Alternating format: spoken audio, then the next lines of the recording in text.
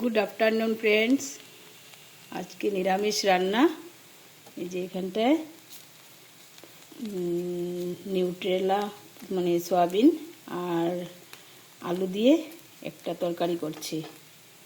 সব কিছু মশলা টশলা দিয়ে দিয়েছি, জিরা সম্বাস দিয়েছি, দিয়ে সব দিয়ে দিয়েছি মশলা যা যা দিতে হয়। এগুলো নতুন করে বলার কিছুই নেই, তাই না?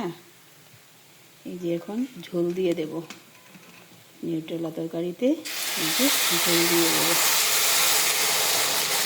খুব একটা দেবো না, মাখা মাখা করবো। এই হয়ে গেছে, শুকনো শুকনো করেই করবো।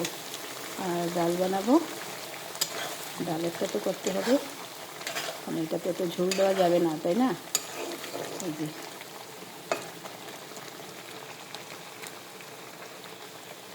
একটু দেওয়া যাবে ঝোল, গরম জল তো, তার জন্য তাড়াতাড়ি হয়ে যায় রান্নাটা। এই যে হয়ে গেলো, আর দেবো না। আর বলে দিচ্ছি কী কী রান্না হচ্ছে আজকে।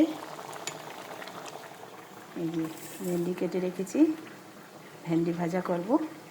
আর এখানটায় মিষ্টি কুমড় কেটেছি, মিষ্টি কুমড় ভাজা করব। আর এখানে জানো, এই যে ফুলকপির যে পাতা আছে না, সবুজ পাতা, একদম কচি পাতা, এই কচি পাতাটা আমি মিক্সার ব্লেন্ডারে কাঁচা লঙ্কা আদা দিয়ে একদম পেস্ট করে নিয়েছি। এটা কালো জিরা আর কাঁচা লঙ্কা শুকনো লঙ্কা ফোড়ন দিয়ে বানাবো, আর বাদাম ভেজে দেব।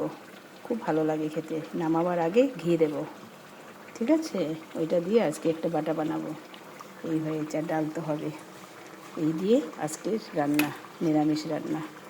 তার জন্য আজকে নিউট্রেলা তরকারিটাই শেয়ার করলাম। তরকারিটা তো অলরেডি আমার হয়েই যাচ্ছে, তাহলে আজ এখানটা রেখে দিলাম। Bye bye.